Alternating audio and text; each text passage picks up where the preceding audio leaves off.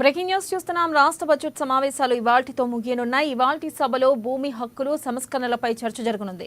ఇవాళ 3 బిల్లులపై అసెంబ్లీలో చర్చించనున్నారు. సివిల్ కోర్టుల సవరణ బిల్లు, తెలంగాణ చట్టాలు, పబ్లిక్ సర్వీసెస్ నియామక చర్చ సాగనుంది. అలాగే మరోవైపు కాగ్ నివేదికలను ప్రభుత్వం సభలో ప్రవేశపెట్టనుంది. ఇక స్కిల్ యూనివర్సిటీ సహా ఇతర బిల్లులపై మండలిలో చర్చ కొనసాగుతుంది. మరోవైపు ఇవాల్టి సమావేశాల్లో ప్రత్యేక సంఘటన చోటు చేసుకోనుంది. నేటి శాసనసభలో రాష్ట్ర ప్రభుత్వం జాబ్ క్యాలెండర్ ను విడుదల చేయనుంది. నేడు శాసనసభలో CM Revanth Reddy job calendar ప్రకటించి దానికి చట్టబద్ధత తీసుకురానున్నారు. ఏటా నిర్దిష్ట కాల వ్యవధిలో ఉద్యోగ నియామకాలు చేపట్టేలా మంత్రిమండలి ఆమోదం తెలపనుంది.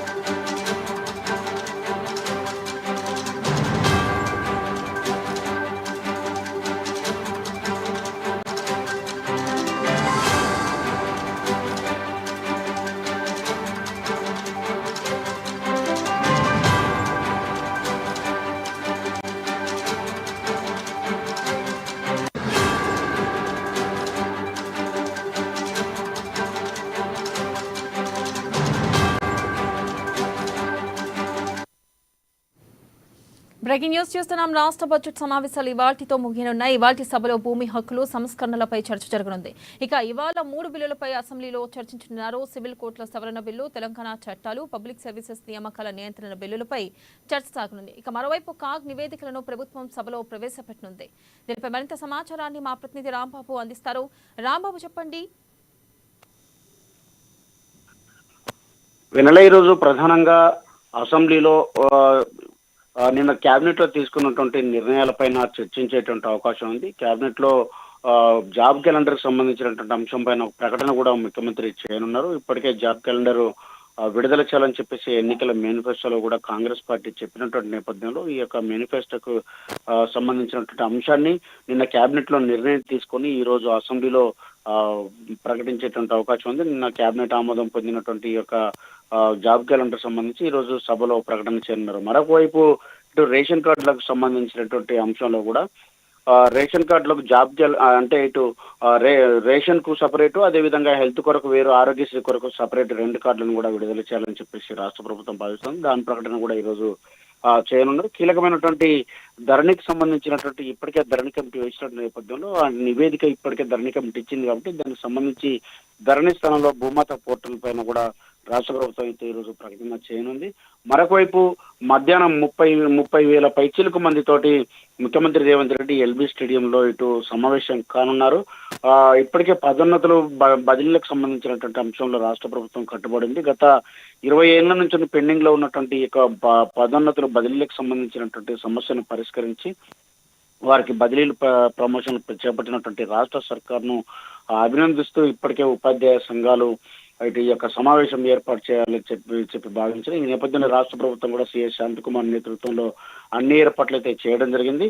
మధ్యాహ్నం 3 గంటలకు ఈ యొక్క సభకు ముఖ్యమంత్రి రేవంత్ రెడ్డి వెళ్తారు. ఇటు టీచర్లతోటి ఈ యొక్క బదిలీ ప్రమోషన్లు పొందినటువంటి టీచర్లతోటి సమావేశం అయితే ముఖ్యమంత్రి కానున్నారు. కోర్టు కేసులను కూడా మొత్తం క్లియర్ చేసి ఇవాళ సమస్యలను పరిష్కరించినందుకు వాళ్ళు ముఖ్యమంత్రితో అయితే భేటీ అవుతున్నారు. మొత్తానికైతే రాష్ట్ర ప్రభుత్వం ఈ రోజు ఇటు ఉపాధ్యాయులతోటి భేటీ సమావేశం కానున్నారు. అదేవిధంగా అసెంబ్లీలో ప్రధానంగా ఈ యొక్క కీలకమైనటువంటి మంత్రివర్గం తీసుకున్నటువంటి నిర్ణయాలను కూడా ఇక ప్రకటించేటువంటి అవకాశం ఉంది. వాటిని కూడా మరికొన్ని ముఖ్యమైనటువంటి బిల్లులను కూడా ఆమోదించుకున్నటువంటి అవకాశం ఉంది వెన్నెల. అలాగే ఈరోజు జాబ్ క్యాలెండర్ని కూడా విడుదల చేయనున్నట్లుగా తెలుస్తుంది కదా, మరి ఈ నేపథ్యంలో ఎన్ని ఉద్యోగాలను నిరుద్యోగులకు కల్పించే అవకాశం ఉందంటారు ఈ జాబ్ క్యాలెండర్లో? వెన్నెల, జాబ్ క్యాలెండర్ కి సంబంధించినటువంటి అంశంలో రాష్ట్ర ప్రభుత్వం ఒక క్లారిటీ తోటి ఉంది. యూపీఎస్సీ తరహాలో ఈ యొక్క జాబ్ క్యాలెండర్ ఉండాలని చెప్పేసి భావిస్తున్నది. యూపీఎస్సీని ఏ విధంగా అయితే నిర్వహిస్తా ఉన్నారో అదే విధంగా జాబ్ క్యాలెండర్ ఉండాలని చెప్పేసి భావిస్తున్నది. జాబ్ క్యాలెండర్ లో ఇటు ఉద్యోగాలకు సంబంధించి ప్రతి అంటే జూన్ సంబంధించినటువంటి జూన్ 2 వరకు ఈ యొక్క మొత్తం కూడా ఖాళీలను మొత్తం కూడా ఈ మార్చి నెలాఖరులో మొత్తం కూడా వీటికి సంబంధించినటువంటి అన్నింటినీ కూడా ఖాళీలను గుర్తించి జూన్ 2కు నోటిఫికేషన్ ఇవ్వడం, డిసెంబర్ 9 నాటికి భర్తీ చేయడం అనేటువంటి ఒక ప్రక్రియను అయితే పెట్టుకుంటా ఉన్నది. కాబట్టి ఈ నేపథ్యంలో ఖాళీలు ఎప్పటికప్పుడు ప్రతి సంవత్సరం ఎన్ని ఖాళీలు ఉంటే, ఏ శాఖలో ఎన్ని ఖాళీలు ఉంటే ఖాళీలను ఎవ్రీ ఇయర్ యూపీఎస్సీ తరహాలో ఆ ఖాళీలు రాగానే వెంటనే ఉద్యోగాలు భర్తీ చేసేందుకైతే రాష్ట్ర ప్రభుత్వం ఈ యొక్క జాబ్ క్యాలెండర్ను ప్రకటిస్తూ ఉంది. దీంతో ఆ కోర్టు కేసులు కానీ లేకపోతే వివిధ సమస్యలు ఉండకుండా ఎప్పటికప్పుడు ఇబ్బంది కాకుండా ఉండేందుకు నిర్విరామంగా ఈ యొక్క ప్రక్రియ కొనసాగేందుకైతే ఈ యొక్క జాబ్ క్యాలెండర్ ఉపయోగపడేటువంటి అవకాశం ఉంది వెంటనే ఉందంటారు. అలాగే రాంబాబు, ఈరోజు శాసనమండలిలో ఏ బిల్లులకు ఆమోదం పొందే అవకాశం ఉందంటారు?